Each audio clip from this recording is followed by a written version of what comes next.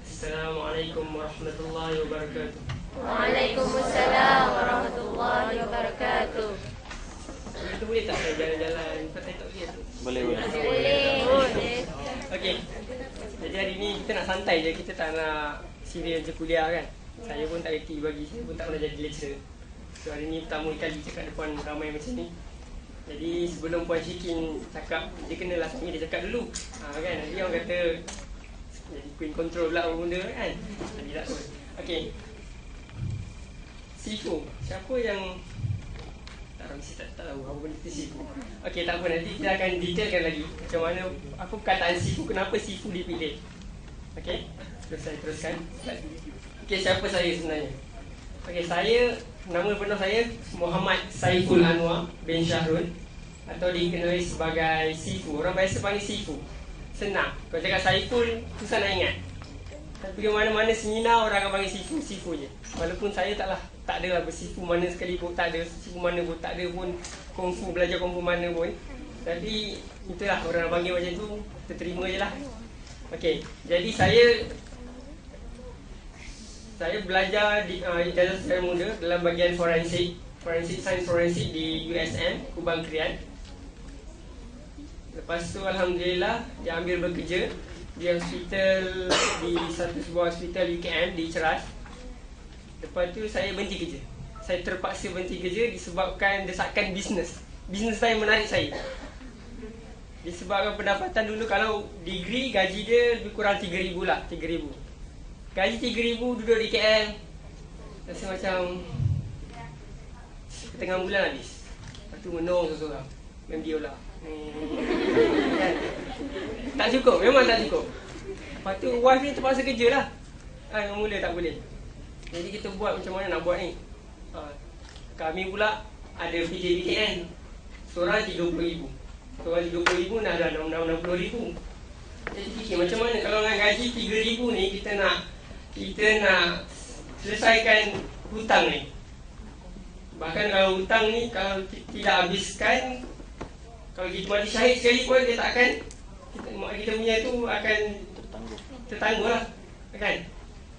Jadi kita fikir macam mana nak buat. Jadi istikharah, rupanya terjumpa satu hadis bahawa Nabi SAW beritahu perantaraan bisnes adalah 9/10 rezeki. Orang tanya saya, antara kerja dengan kerajaan atau swasta ataupun bisnes, mana yang lebih bagus?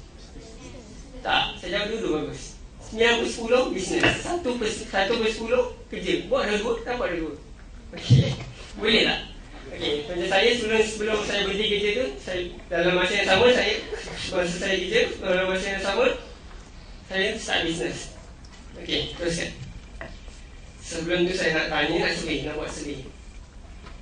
Berapa ramai? Bila saya jawab saya kan. Okey, berapa ramai daripada anda yang nak bebas hutang rumah dan hutang kereta? Cakap saya buat. Saya. Okey, berapa ramai yang nak daripada anda yang nak belanja dan mak dan ayah dia pergi umrah tiap-tiap tahun? Saya. Dan berapa? Haji sekali je, haji tak tahun. Tak terhad. Okey. Dan berapa ramai yang nak bekerja kerana suka, yang bukan kerana dipaksa? Semua orang suka kan? Bagus. Kalau tak ada suka tu masalah. Okey, sila jawab ya atau tidak. Jawablah ni. Saya nak tengok apa ramai. Soalan pertama, duit adalah penyebab kejahatan. Angkat tangan. Siapa rasa ya? Angkat tangan. Siapa? Tak ada zaman. Siapa yang kata tidak? Sikit juga. Yang punya tak angkat tangan ni. Alhamdulillah kan? Malu. Kejap semua. Ya? Nombor 2. Mempunyai wang yang banyak menyebabkan saya lupa. Betul? Okey. Siapa yang kata tidak? Ada surat dua je. Okey, bagus. Macam tu yang kita tak nak. Macam tu ni kan semangat sikit nak cerita. Okey, 3. Untuk menjadi kaya, seorang itu perlu bekerja keras dan bersusah payah. Okey. Macam tak kaya. Okey, 4. Jika saya kaya, ada orang yang akan dengki dengan saya.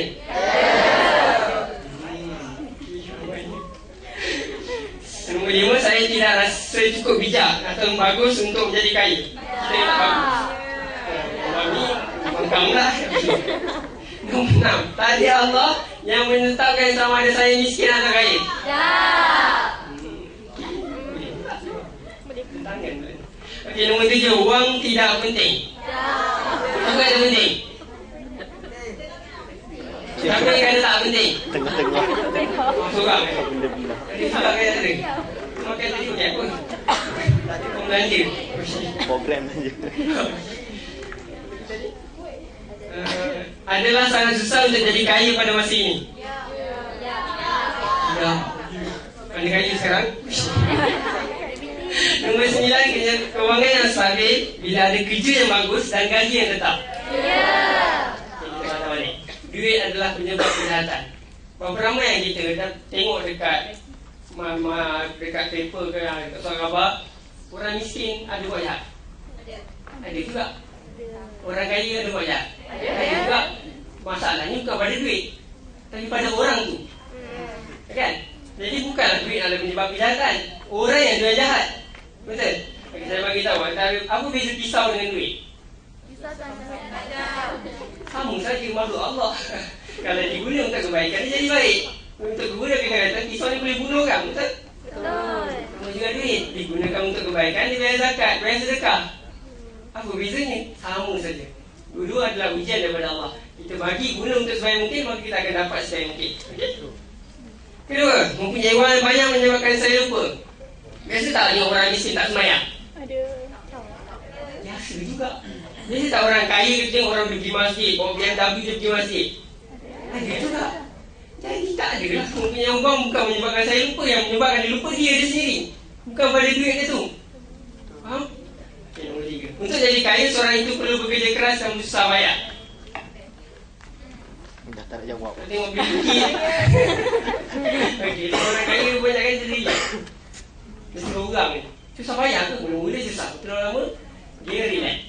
Tapi orang yang kerja dengan orang lain, bukan kan, tak bagus, tapi bagus orang tu. Berkhidmat dia untuk masyarakat. Cumanya, bila kita kerja, tak payah saya terang nantilah. Sedih juga. Jika saya kata ada orang akan dengki dengan saya, dengki ni kita dengki je bila kita tak baik. Bila kita tak baik, kita buat baik dengan orang, maka orang tak akan dengki dengan kita. Jadi bukanlah bahasa daripada duit tu. Okay? Saya rasa tidak cukup bijak untuk bagus apa. Takdir Allah menetapkan sama. Okay, siapa yang setuju ni? Takdir Allah yang menetapkan sama ada saya miskin atau kaya. Saya kata saya memang ditakdirkan miskin. Tak perlu saya bekerja keras. Mana kita nak tahu? Kita tak tahu pun Allah tulis kita ni miskin. Yang Allah nak daripada kita, kita berusaha untuk menjadi kaya. Okey? Tak tertulis pun. Tak tertulis, kita tahu pun Allah tulis macam mana. Jadi kita berusaha apa yang mengikut apa yang Allah nak. Okey? Berikutnya, wang tidak penting. Dekat tadi, makan pun dia boleh peluang. Kita nak pergi haji pun, syarat dia berkemampuan. Kalau tak ada duit, mana boleh hutang. Okay. Adalah sangat susah untuk jadi kaya masa kini. Banyak sebab yang saya tunjuk. Kewangan yang stabil. Teruskan masa kita terhad. Okey. Kebanyakan sini diploma kan? Betul? Diploma. Gaji diploma grade mana? 29. Kalau kerja kerajaan 27, 29. Gaji dia 1.3 start. Dengan komisen. Allowance tu benda saya tak ingat. Jadi saya juga dulu tak ingat. Okay, dia dapatlah 1.7, betul? 1.7 macam tu lah. Kita tengok kos hidup. Kalau tengok kena bayar bil api, bil air, telefon, 100 dah. Itu kalau 100. Kalau bergayut lebih sikit, okay. Lepas tu minyak, susu anak, pampers, sudah RM50. Semua jadi dengan kereta 400. Kalau pakai tanggih sikit, sudah tak boleh lah. Yang ni 400 ni kita tahu. Diva, boleh ke Diva? Boleh. Saga dah 500. Jadi susah sikit. Bukan tak boleh, boleh. Kalau seorang mungkin tak boleh. Lelaki bini, boleh lah. Boleh dapat, boleh cukup untuk kemampuan. Tapi setakat mana kita hari-hari kita nak kerja nak pergi melancong je gila. Duit banyak tu je. Harga barang macam naik. Nanti kita komplain harga barang naik. Minyak dia pusing. Asalnya kita kata tak usaha. Okay. Cash flow. Biasa siapa yang pernah tengok benda ni? Cash flow quadrant. Siapa yang pernah tengok? Tengok tak apa saya terang. Okay, kita tengok yang ni. Ni adalah 4 peringkat kekayaan. Peringkat level orang kos sara hidup dia lah. So yang pertama, makan gaji. Makan gaji. Jadi dia lah habis belajar nanti. Dia nak minta syarikat ni, dia minta kerajaan ni, dia minta swasta, dia minta. Inilah peringkat yang pertama. Peringkat yang ni ada masalah bila harga barang naik. Sebab gaji tak naik-naik. Naik pun naik sikit je. Harga barang tu laju lagi naik. Kita sikit. Yang kedua ni kerja sendiri. Kerja sendiri. Orang biasa orang kerja sendiri dia anggap dia berbisnes. Sedangkan dia belum peringkat tu lagi. Okey, contohnya doktor yang buka klinik. Apa masalah pada orang pada peringkat ni? Apabila dia sakit, boleh tak klinik tu dibuka? Takkan dia suruh orang pekerja dia pula yang buat. Pekerja dia tak tahu apa. Dia masalah kat sini. Duit ada bila dia ada. Macam jual nasi lemak. Dia rasa dia berbisnes, berniaga. Tapi pada peringkat yang ni lah, kerja sendiri. Pada peringkat ni kalau dia demam atau dia ada masalah, dia tak akan boleh buka kedai. Okey? Peringkat yang berikutnya, business owner. Dia memiliki bisnes. Contohnya, saya bagi contoh KFC ni lah. Pernah tengok pakcik rambut putih ni dekat KFC sekitar Kuala Lumpur. Ada ke tak ada tu? Pernah tengok tak? Tak pernah? Patungnya je ada. Dekat rumah yang dia tak buat apa pun kita tak tahu. Kita makan je. Dia duduk, duit masuk. Ni bisnes yang sebenar. Dia nak bagi tahunya walaupun dia tak ada kat situ tapi duit tu masuk. Itu bisnes. Kalau tak nama dia kerja sendiri. Faham? Okey, yang berikutnya investor. Investor ni apa? Pelabur. Main saham, main emas, main rumah, perumahan, pelaburan. So mana yang bagus kat sini? Business owner dengan investor. Okey, sebab apa dua ni penting? Business owner ni untuk buat duit, beranakkan duit. Buat duit. Mesin duit. Mesin satu buat duit ni. Mesin banyak duit. Tapi buat duit banyak-banyak ni nak simpan kat mana? Dekat saham, dekat emas, dekat. Dan yang pelaburan ni akan beranakkan duit tu lagi. Okey, dia senang. Kat yang sini yang masalah. Bila kita sakit ke, kita ada orang kat sini masalah. Jadi anda nak yang mana? Sebelah kiri ke sebelah kanan? Fikirlah sendiri. Okey. Saya sambung. So, saya sambung apa itu situ. Saya akan menyebut sikit untuk teruskan cerita tentang jatuh bangun Sifu. Macam mana Sifu daripada mulanya dan sampai peringkat sekarang, alhamdulillah. Okey, sama-sama kita tepuk tangan untuk Puan Syikin untuk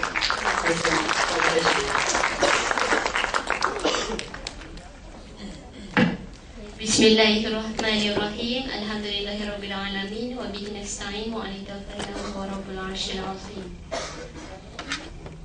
Semuanya berteraburan. Sini asyik kat student suka belakang tu. Depan ni wajib kosong. Kan tuan? Lecturer. Yang depan wajib kosong. Okey, setakat ni apa yang dah anda faham yang Tuan Saiful present? Siapa yang nak share apa yang dia belajar lepas ni? Hadiah dia ada RM50 tak?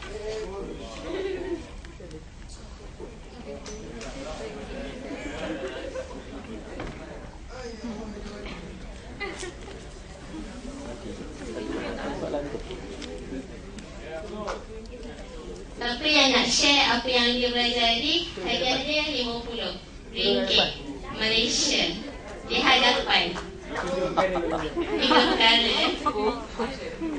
RM50. Lelang. Tapi tak cukup duit tak? Sikit. Sebab student College University Sultan Azlan Shah. Ini dah banyak duit. Saya cukup bermurah. Bagi tepukan sekuat-kuat hati anda. Ini dah banyak duit. Okey, Assalamualaikum warahmatullahi wabarakatuh. Tepukan yang buruk untuk Sifu dan Puan Rashidi. Nyanyi lah. Okey, firstly kita dapat tahu sebelum ni pun saya sebenarnya tak kenal sendiri apa itu Sifu, siapa saudara Saiful dan siapa Puan Rashidi. So at least saya datang sini saya dapat kenal kedua-dua orangnya. Cuma dapat tahu daripada banner nama saja kan. So dapat kenal. And then apa yang Tuan Saiful present tadi berkenaan dengan soalan yang mencari minda kan. Sebab apa dapat memuka minda kita, adakah wang itu kejahatan? Sedangkan ada orang miskin, ada orang kaya pun bukan berpunca kepada duit, tapi ada punca pada orang itu sendiri. So seterusnya tentang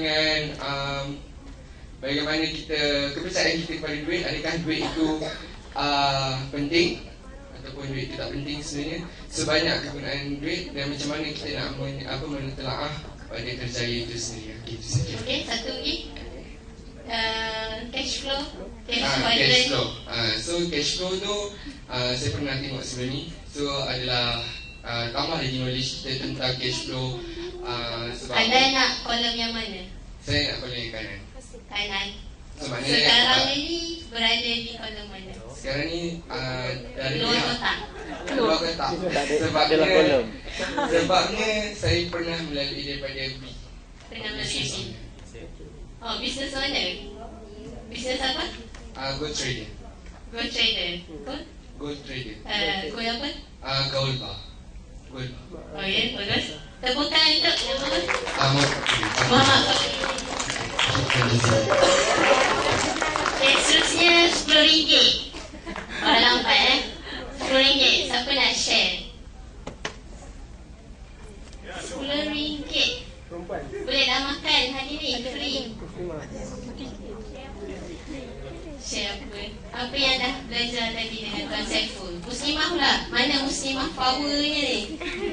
Chicken, nama sama. Muslimah, jangan buat malu kaum kita.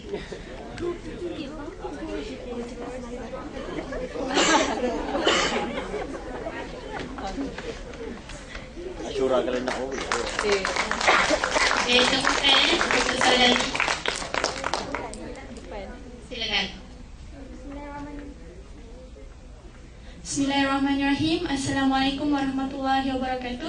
Saya Intan Mardiah daripada kelas Kaunseling Islam semester 4. Okay, apa yang saya belajar tadi, saya terbuka minda tentang sara hidup kita dekat bumi ni lah. Sebab duit dah semakin meningkat, kita punya barang dah naik harga semua. And then saya boleh tengok kalau walaupun kerja diploma dapat 1,000 lebih ke atas, tapi bila dah bayar bil, bila dah tolak bil air, bil api, makanan, sara hidup semua, so saya terfikir selain daripada buat kerja yang tetap, kerja kerajaan, kita kerja macam berniaga. Sebab berniaga tu kan sunnah kan. And then yelah, kita dapat terbuka lah minda. Terbuka lah. Lepas ni jangan tutup lah. Okey, tahniah kepada saudari. Okey, saya teruskan lagi. Nak kenal ke siapa depan ni? Yang serba hitam ni, meja hitam. Siapa yang nak? Angkat tangan say I. I. Siapa yang nak kenal? Say I. Say I. Okey, bismillahirrahmanirrahim. Nama saya, nama penuh Siti Nurul Ashikin binti Muhammad, jadi pendek Shikin je. Asal saya Marang. Saya anak kedua daripada 5 orang adik-beradik. Keluarga saya biasa-biasa je. Ayah saya hanya seorang buruh ukur dan ibu saya seorang tukang jahit. Tak ada apa yang hebat dari segi keluarganya. Jadi saya graduate dari USM Kementerian. Rasa-rasa saya kos apa? Syariah. Kos Forensik, biomedik. Saya kos yang paling seksi sekali.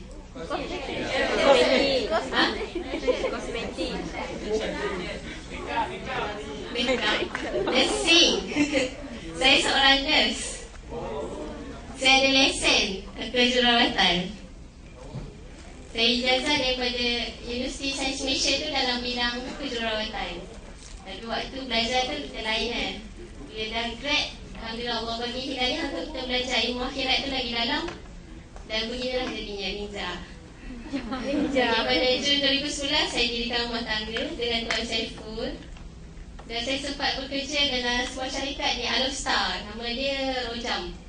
Sebulan je. Tapi bila waktu saya bekerja tu, mungkin sebab sifat saya kot, saya tak boleh bekerja bawah orang. Rasa tak boleh lah. Dari pagi sampai petang duduk office je. Rasa macam, rasa rugi masa tu. Masa tu sebenarnya hak siapa? Hak bos. Hak kerajaan. Bila kerja dengan orang, hak bos lah. Hak kerajaan. Dia letak lapan yang kelima milik dia. Kita tak boleh nak guna untuk kita. Nak ibadah ke, nak solat duha pun payah. Betul tak? Okay. Bila sinonimnya, bila kita grad ni, ibu bapa kita nak kita jadi pekerja dengan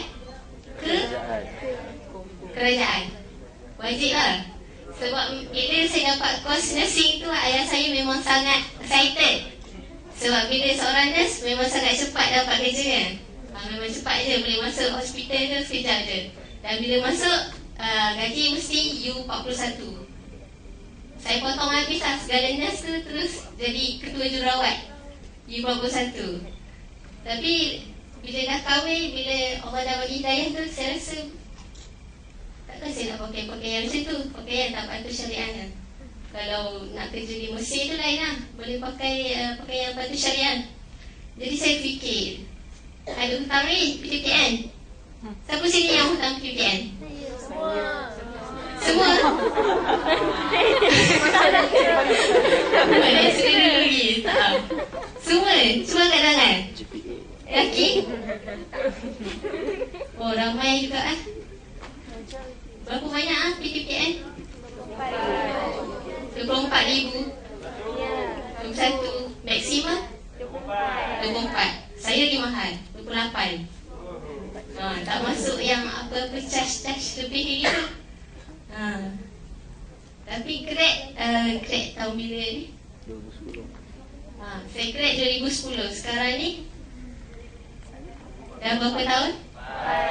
4. Rasa dah boleh settle lah 2 orang hutang PTPN. Kalau kerja kerajaan boleh settle tak? Pencen pun boleh tentu boleh settle. Kalau saya pun dia kerja setahun, dia bayar PTPN. Tak bergerak pun hutang dia. Tapi dengan perniagaan tu, insyaAllah kami target Ramadan ni nak settle PTPN. Dua-dua. Tepuk lah sikit. Amin. Nak katanya, kita jangan sempitkan pemikiran kita. Dan kisah Sifu ni bermula dekat bilik kecil di tingkat 4. Pada zaman dahulu. Tu tempat kami bermula. Sifu tu sebenarnya gabungan kami berdua, Shiken dan Saiful. Jadi Sifu. Kami gunakan Sifu tu sebagai brand untuk jenama abaya atau jubah. Dan itu di trademark, didaftar dengan hak cipta. Kami mula di flat je. Kalau tengok rumah ni,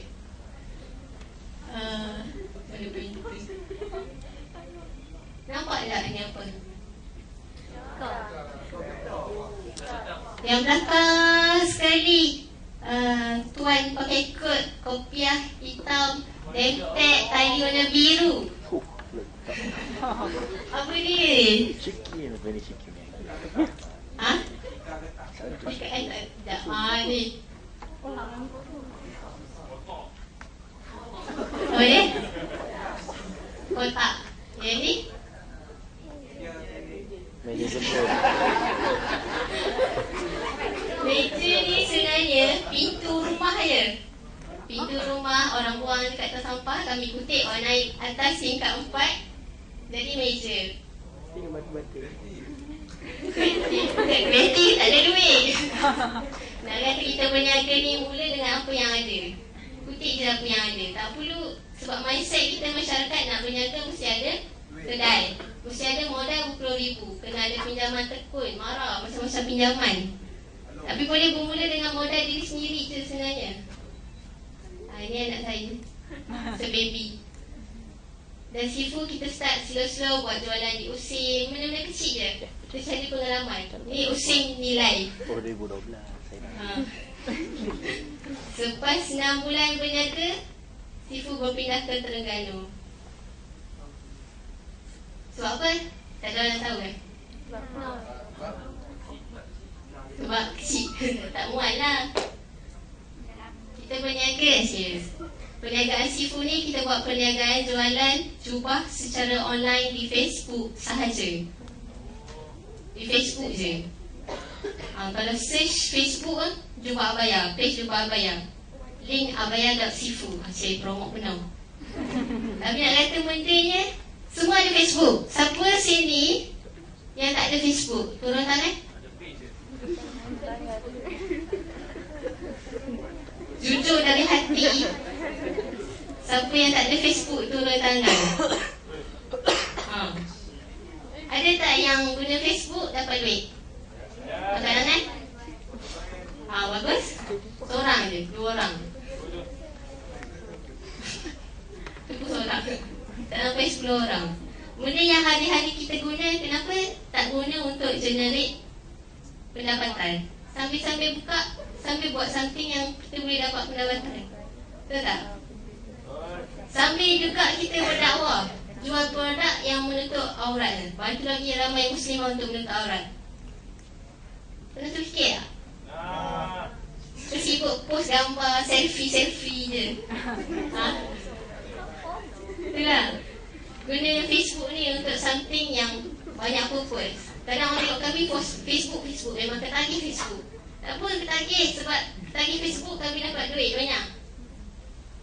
Mengajak Facebook duduk rumah je 2 orang balik-balik main anak kat Facebook, duit masuk. Siapa yang senang? Siapa yang senang? Say I. Hai. Selepas 6 bulan Disember 2012 kita orang berpindah ke Terengganu. Sebab tempahan makin bertambah, mesin juga bertambah, membuatkan ruang semakin sempit. Sempit ni dalam 5 orang pekerja waktu ni. Kita pun start bina kilang abaya Sifu sebelah rumah. Kalau ikut rumah yang tadi ni, rumah mak saya, rumah mak saya di Terengganu. Kita pun start bina bangunan sebelah. Ini fasa 1. Ini seterusnya. Ini yang terbaru, Disember. Ni kita tambah lagi showroom dan tambah ruang. Ni bangunan mini kilang Sifu dalam. Biasanya staff kita. Buaya ni wajib lah. Sebab kita buat di kampung. Dalam masa yang sama kita tingkatkan pendapatan ekonomi keluarga kita. Kita boleh bantu orang kampung yang mereka dah anak, tapi keluarga mereka susah. Kalau nak kerja, siapa nak bagi bawa anak? Kita bantu ibu-ibu ni kerja, bawa rumah, bawa anak, sambil jaga anak, sambil boleh kerja. Best ke tak best? Best. Siapa rasa nak? Si I?